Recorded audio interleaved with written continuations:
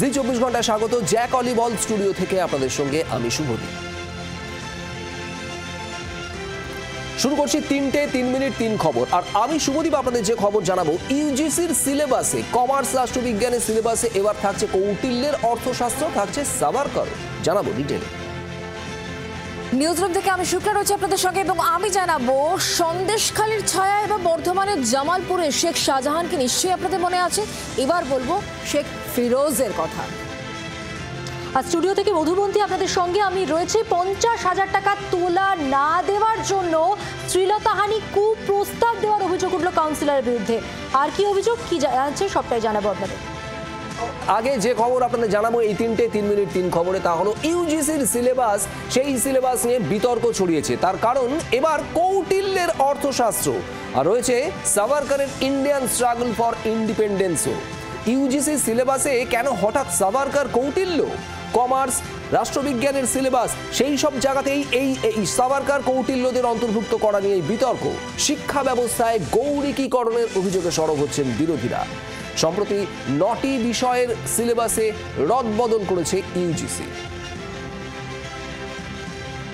ইউজিসির সিলেবাসে 2টি বিষয় নিয়ে বিতর্ক একেবারে সরগরমে। যে বিতর্ক তৈরি হয়েছে ইউজিসির যে নয়া সিলেবাস, সেই সিলেবাসে দেখা যাচ্ছে বেশ কিছু বিষয়ের ক্ষেত্রে রদবদল করা হয়েছে। আর সেখানে কমার্স এবং রাষ্ট্রবিজ্ঞানের সিলেবাসে এসছে সাভারকর এবং কৌটিল্যের অর্থশাস্ত্র। যে বিষয় নিয়ে শোরগোল শুরু হয়েছে, এই সেঞ্চুরিতে দাঁড়িয়ে হঠাৎ করে সাভারকর বা কৌটিল্য কেন যোগ করা হলো?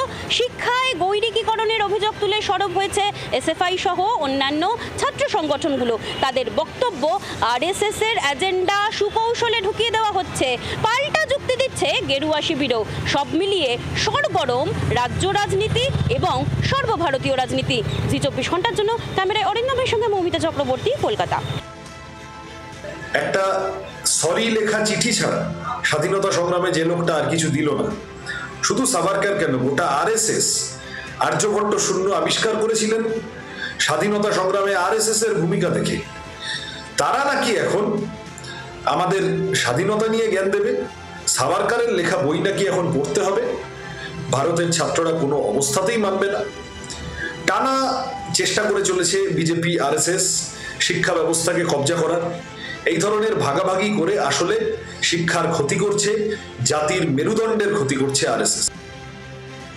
শিক্ষায় গৈরিকীকরণের একটা অভিযোগ বারবার চলছিল, কিন্তু সবচেয়ে বড় কথা যে অভিযোগটা আসছে সে ইউজিসি শুধু নয়, বিভিন্ন বিজেপি শাসিত রাজ্যে কোথাও রবীন্দ্রনাথকে বাদ দেওয়া হচ্ছে, কখনো নেতাজি সম্পর্কে আপত্তিকর মূল্যায়ন থাকছে, কোথাও আবার সাভারকর আসল বিপ্লবীদের পাঠ্যসূচিতে আরও তাদের গরিমা না বাড়িয়ে যারা মুচলেখা এই ধরনের ইতিহাসের সঙ্গে যুক্ত তাদেরকে সেই জায়গায় দেয়া হচ্ছে। আমাদের যারা বিশেষজ্ঞ তারা বিষয়গুলি খতিয়ে দেখছেন।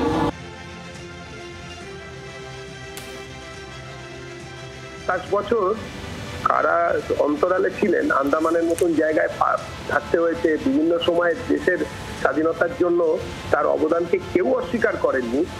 হ্যাঁ, এসব অর্বাচীন একদিনের লোকজন তারা এইসব কথা বলছেন। আর প্রথম কথা হচ্ছে যে কৌটিল্য, চাণক্য, আর্যভট্ট বা ব্রহ্মগুপ্ত, পতঞ্জলি, সুশ্রুত এদের কথা বলবে না তো কি? সবাই কি ওই একজন বিদেশি মনীষী বলে কথিত তার কথা শুনবে? হ্যাঁ, তার লেখা পড়বে?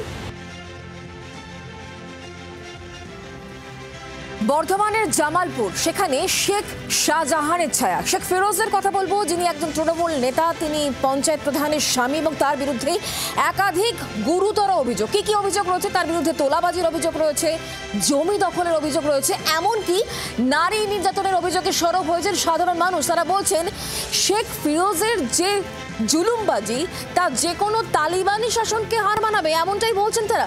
স্থানীয় মানুষজনের অভিযোগ কি কি বলছেন তারা শোনাবো। ওয়ার্ড স্ত্রী প্রধান থাকাকালীন গোটা এলাকাতে যা মন তাই যেখানে সেখানে যত্রতত্র অন্যায় অবিচার করে বেড়াচ্ছে। কারো জমি কেড়ে নিচ্ছে, কারো জায়গা তুলে এড়ে নিচ্ছে, কারো কাছ থেকে একটু খাসের জায়গা দিচ্ছে, সেখানেও পয়সা নিচ্ছে। যা যেটা বলা যায় না, এমন এমন এমন এমন জিনিস করে যেগুলো বলা যায় না। প্রধান বলি ওরে এত ক্ষমতা দেখিয়েছে।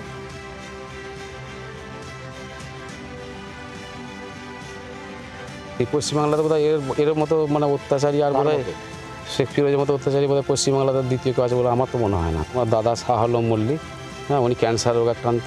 বর্তমানে ওনার চিকিৎসার জন্য একটা বেশ পরিমাণ টাকার দরকার। অনেক চেষ্টা করেছি, অনেকে অনুরোধ করেছি যে কিছু টাকা করে দেওয়া হোক, কিন্তু হাতে পায়ে ধরে পায়নি কেউ। শেখ ফিরোজ তার বিরুদ্ধে অভিযোগ করছেন সাধারণ মানুষজন, আর এই বিষয় নিয়ে স্থানীয় তৃণমূল নেতৃত্ব তারা বলছে পুরো বিষয়টি খতিয়ে দেখা হবে। তৃণমূল নেতৃত্বের বক্তব্য কি শোনাবে এবং যার বিরুদ্ধে এই গুরুতর অভিযোগ সেই শেখ ফিরোজ কি বলছেন তিনি শুনুন তার বক্তব্য। কতটা সত্য কতটা মিথ্যা সেটা তো পরে যাচাই করার ব্যাপার, বাট যখন আসে আমি সঙ্গে সঙ্গে ওনাদেরকে যে এত বড় জিনিস আপনারা যেটা বলছেন এটা আমার পক্ষে তো সম্ভব না, এটা আপনারা একবার ব্লক কমিটিকে জানান, ওই জেলা সভাপতিকে জানান, ওনারাও জানিয়েছেন, আর আমিও ব্লক সভাপতি, জেলা সভাপতি, এমএলএ সবাইকে জানিয়েছি। ঘটনাটা ঠিক জানি না, আমি খবর নিয়ে দেখবো, যদি সত্যি হয় তাহলে দল নিঃসন্দেহে ব্যবস্থা নেবে।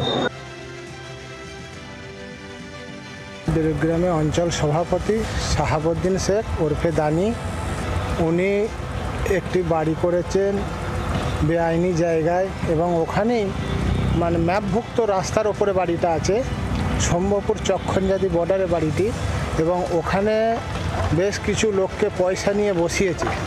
ওগুলো আমি প্রতিবাদ করাই, আমাকে মিথ্যা মামলায় ফাঁসানো হচ্ছে এবং মিথ্যাভাবে চক্রান্ত করা হচ্ছে যাতে আমি একটু আমাকে দমাতে পারে।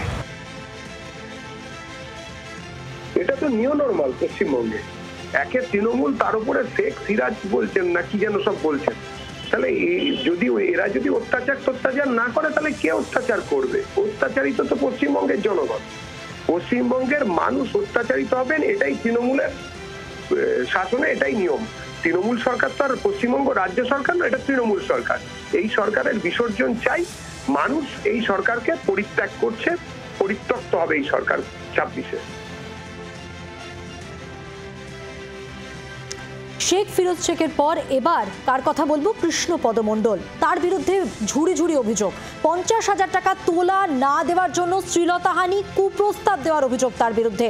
কাঠগড়ায় রাজপুর সোনারপুর পুরসভার কাউন্সিলর বিধবা মহিলার কাছে 50,000 টাকা চেয়ে না পাওয়ার জন্য এই সমস্ত প্রস্তাব। যে অভিযোগ করেছে সেই অভিযোগকারীর বক্তব্য আপনাদের শোনাবো। পাশাপাশি কৃষ্ণপদ মণ্ডল কি বলছেন শুনুন। ওখানে আমার স্বামী থাকতে ব্যবসা করতো, স্বামী মারা যাওয়ার পরে আমি ওখানে সবজি ব্যবসা করছি, আশেপাশের লোককে বলে ব্যবসা করতাম। তারপরে যখন ড্রেন হয়, ড্রেন হওয়ার পরে আমি কৃষ্ণদাদার কাছে গেছিলাম যে দাদা সবাই তো দোকান বানছে, আমি কি বানতে পারবো?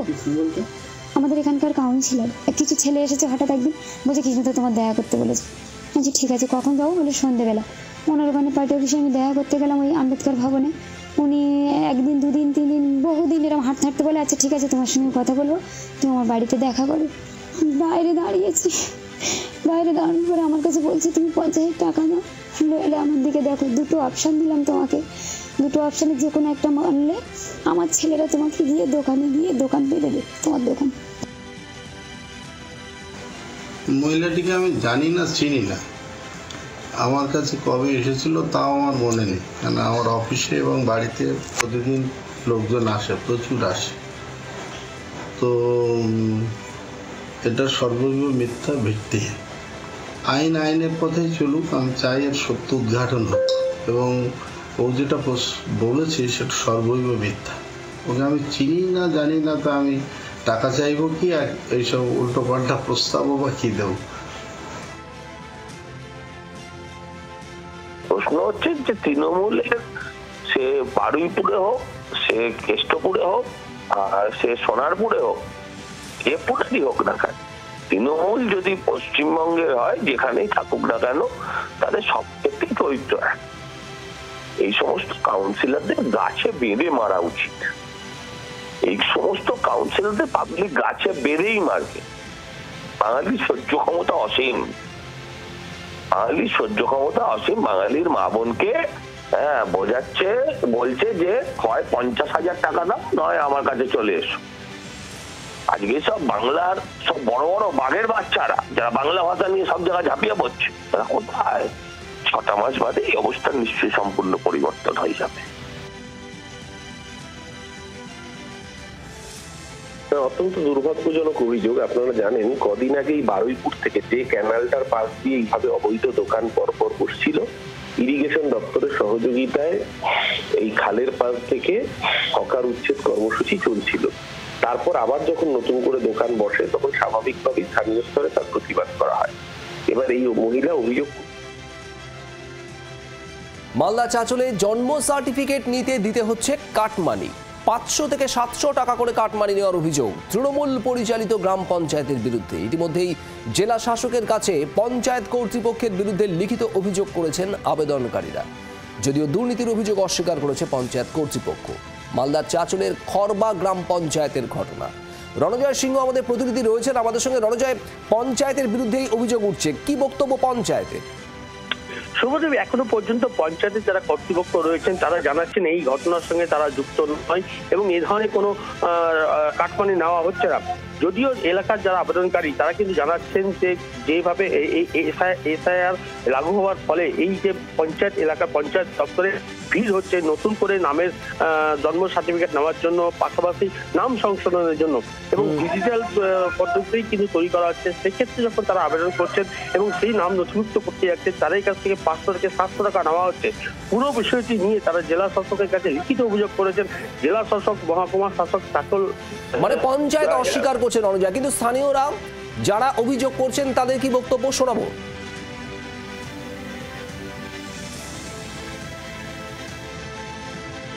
যাদের পুরনো জন্ম সার্টিফিকেট আছে নতুন করে করতে হচ্ছে, অনলাইনে অন্তর্ভুক্ত করতে হচ্ছে, তাদের কাছ থেকে আমি যেটা শুনেছি 500 টাকা 300 টাকা বা যার যেমনি মন মর্জি 2000 টাকা পর্যন্ত টাকা নিচ্ছে।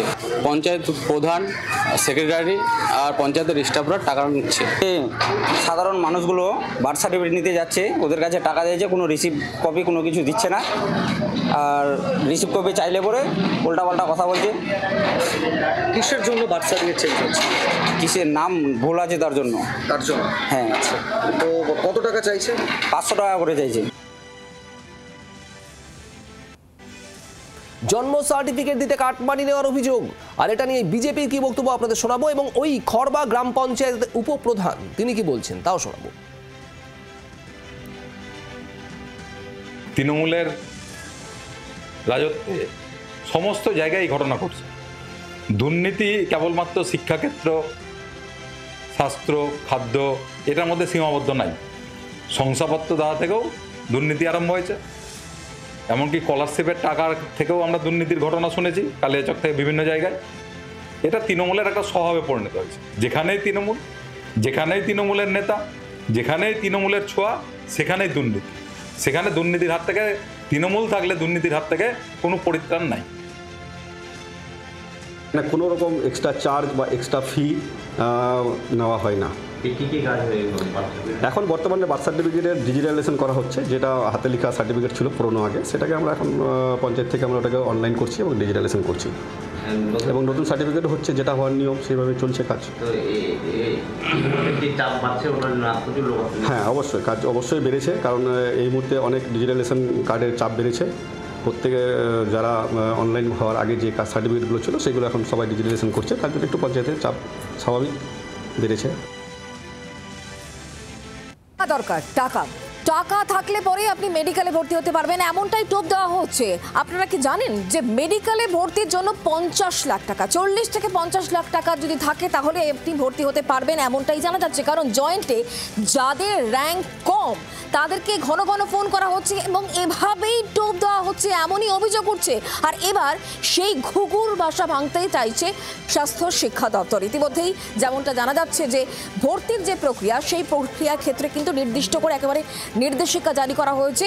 বেসরকারি কলেজে যে রমরমা ভর্তির ক্ষেত্রে, সেই রমরমা এবং ঘুঘুর ভাষা ভাঙতেই কিন্তু স্বাস্থ্য শিক্ষা দপ্তরের বিশেষ নির্দেশিকা, যেখানে সংশ্লিষ্ট মেডিকেল কলেজের যিনি নোডাল অফিসার তিনি থাকবেন এবং 2জন মনোনীত অফিসার থাকবেন, তাদের উপস্থিতিতেই পড়ুয়ারা ভর্তি হতে পারবে। কারণ এই যে টাকার লেনদেন, টাকার টোপ দিয়ে সিট বিক্রি করা হচ্ছে এমবিবিএসে, এমনটাই অভিযোগ।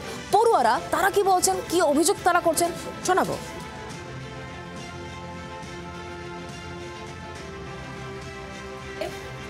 কলেজে অ্যাডমিশন করাবো প্রাইভেট কলেজে এই কাউন্সিলিংয়ের, হ্যাঁ তাদের থেকে অনেক ফোন আসে প্রায় দিনে দুটো তিনটে তো আসে। টাকা ঠিক অ্যামাউন্ট তো ঠিক বলতে পারবো না, লাখ কোটি এরকম। ভর্তির জন্য জিজ্ঞেস করা যে এই কলেজে গিয়ে আপনি ভর্তি হতে চান আমরা করে দেবো, মানে যদি কোনো ছেলের ওই নাম্বারে যদি কলেজ হবে না সবাই জানে তাও ওরা ভয় করবে যে না আমরা করিয়ে দেবো আমাদের সোর্স আছে এরকম। হ্যাঁ কিন্তু শেষ অবধি করাতে পারবে না, হ্যারেস করবে। কেউ স্টেট করে যদি 35 লাখ হয় ওরা হয়তো বললো 40 লাখ। অনেক ফোন এসছে এর মাঝে, এই 3 মাস ছিল এর মাঝে অনেক ফোন এসছে ভর্তি করিয়ে দেবো, তুমি আমায় 40 লাখ 50 লাখ 60 লাখ টাকা দাও, আমি গভর্নমেন্ট প্রাইভেট স্টেট কোটা যদি হচ্ছে না আমি করিয়ে দেবো। 40 লাখ 50 লাখ 60 লাখ টাকা দিলে পরেই MBBS এ ভর্তির সুযোগ পাওয়া যাচ্ছে, এমনটা অভিযোগ করছেন একেবারে পড়ুয়ারাই। আর এই জায়গা থেকে চিকিৎসকের বক্তব্য কি শোনাবো। বিশেষ করে বেসরকারি মেডিকেল কলেজে সেখানে কি এক একটা সিটের কিন্তু দাম মূল্য কিন্তু চটচড় করে বাড়তে থাকে এবং সেটা ওই যে বিমান যাত্রার টিকিটের মতো শেষ দিকে এর দামটা আরও বাড়তে থাকে। কখনো 40 লক্ষ টাকা 60 লক্ষ টাকা এমনকি 1 কোটি টাকাতেও কিন্তু সিট বিক্রি হয়েছে এবং এর জন্য দালাল চক্ররা থাকে অতি সক্রিয়। এবং বর্তমান যে নির্দেশিকা স্বাস্থ্য শিক্ষা দপ্তর করেছে যে এই কাউন্সেলিংয়ের সময় শুধুমাত্র যে যোগ্যতামান উত্তীর্ণ করেছে সেই পরীক্ষার্থী এবং তাছাড়াও কলেজের থেকে একজন এবং মনোনীত 2 জন মোট 4 জনের দ্বারা এই পদ্ধতিটি নিয়ন্ত্রিত করা হবে। কিন্তু এক্ষেত্রে সোর্সের মধ্যে ভূত থাকার সম্ভাবনা উড়িয়ে দেওয়া যাচ্ছে না এবং এই জায়গা থেকে আমরা ট্রান্সপারেন্সি চাইব, কারণ যে ছাত্রটি যে কলেজে নিচ্ছেন তার র্যাঙ্ক কত ছিল এবং সে কোন র্যাঙ্কে পাচ্ছেন, তারপরে তার ক্ষেত্রে ক্যাপিটেশন ফিটা কত বিচার্য হচ্ছে সেটা তুল্যমূল্য করা হবে। আর এবার ইকবালপুরের একটি নার্সিংহোমের কথায় আসি, সেটা পুরোপুরিভাবে বন্ধের নির্দেশ স্বাস্থ্য দপ্তরের পক্ষ থেকে। চিকিৎসায় গাফিলতির জেরে মহিলার গর্ভস্থ সন্তানের মৃত্যুর অভিযোগ উঠেছে। স্বাস্থ্য দপ্তরে অভিযোগের ভিত্তিতে কমিটি গঠন করা হয়। কমিটির রিপোর্টে নার্সিংহোমের গাফিলতি উঠে আসে। চিকিৎসকের প্যাডেই প্রসূতিকে ওষুধ দেওয়ার অভিযোগ আর চিকিৎসকের সহকারীর বিরুদ্ধে এই অভিযোগ। ডায়মন্ড হারবার রোডের ইকবালপুরের বেসরকারি নার্সিংহোমের বিরুদ্ধে চাঞ্চল্যকর অভিযোগ। এই নার্সিংহোমের চিকিৎসক MA কাসেম তার যে সহকারী তিনি চিকিৎসকের লেটার হেড প্রেসক্রিপশন ব্যবহার করে অলকা রায় নামে এক প্রসূতি মাকে ওষুধ এবং ইনজেকশন লিখে দেন। সেই ওষুধ এবং ইনজেকশন নেওয়ার পর গর্ভে থাকা সন্তানের মৃত্যু হয়। আর তার জেরেই ওই পরিবারের তরফ থেকে স্বাস্থ্য কমিশনে অভিযোগ জানানোর পরই এই নার্সিংহোমের দরজায় তালা ঝুলিয়ে দিয়েছে স্বাস্থ্য কমিশন এবং নোটিশ দেওয়া হয়েছে কোনোভাবে এই হাসপাতাল কোনোভাবেই কোনো রোগীর চিকিৎসা পরিষেবার সঙ্গে যুক্ত থাকতে পারবে না। যার বিরুদ্ধে যে অভিযোগ যে অবিনাশ কুমার, তার বিরুদ্ধেও ব্যবস্থা নেওয়ার জন্য স্বাস্থ্য কমিশনের তরফ থেকে ইতিমধ্যে আবেদন জানানো হয়েছে। সব মিলিয়ে এখন যেহেতু তদন্ত চলছে তাই এই নার্সিংহোম আপাতত বন্ধ রাখার নির্দেশ দিয়েছে স্বাস্থ্য কমিশন। ক্যামেরা অরূপ অধিকারীর সঙ্গে অয়ন শর্মা, সন্দীপ প্রামাণিকের রিপোর্ট, জি 24 ঘন্টা, কলকাতা। আমরা 6 অগস্ট এই বেলোনা নার্সিংহোম ডায়মন্ড হারবার রোডে এখানে একজন সন্তান সম্ভবা মহিলা কমপ্লেনেন্ট, তিনি তার হঠাৎ অসহ্য যন্ত্রণা নিয়ে তিনি এই নার্সিংহোমে যান। তখন যিনি অবিনাশ কুমার তিনি পেশেন্টকে দেখেন, মেডিসিন শুধু দেয়া নয় ইনজেকশন পুশ করে। পরে উনি জানতে পারেন যে যিনি ওনাকে দেখেছেন, ওষুধ প্রেসক্রাইব করেছেন, ওষুধ ইনজেকশন দিয়েছেন, তিনি একজন ডাক্তারই নন। আমরা নার্সিংহোম সঙ্গে সঙ্গে বন্ধ করে দিই। আমরা ডাইরেক্টর হেলথ সার্ভিসকে বলি থরো ইনভেস্টিগেশন করতে। যে খবর এই মুহূর্তে জানাবো, সংসদে হই হট্টগোল নিয়ে তৃণমূল কংগ্রেসকে তোপ রিজিজুর। কলকাতা থেকে সাংসদদের নির্দেশ দেন মমতা বন্দ্যোপাধ্যায়, সংসদ চালাতে আমরা প্রধানমন্ত্রীর সঙ্গে আলোচনা করি, তৃণমূল এসবের ধার ধারে না। জোড়াফুলকে নিশানা সংসদ বিষয়ক মন্ত্রী কিরেন রিজিজু। टीएमसी के ममता बनर्जी कलकत्ता से ऑर्डर देता है उनके एमपीओ को, तो ये मजबूर है यहाँ पे। हम लोग तो प्रधानमंत्री जी से बातचीत करके उनका सुझाव ले करके फिर किस तरीके से हाउस चलाना है अच्छा से कंसल्टेशन करके हम लोग सिस्टमेटिक हाउस में जाते हैं। इनका तो ऐसा है नहीं, कुछ और बात करते हैं ऊपर से, कुछ और मैसेज आ जाता है और फिर हंगामा शुरू हो जाते हैं। বাংলার আওয়াজ, বাঙালির আবেগ, জি 24 ঘন্টা।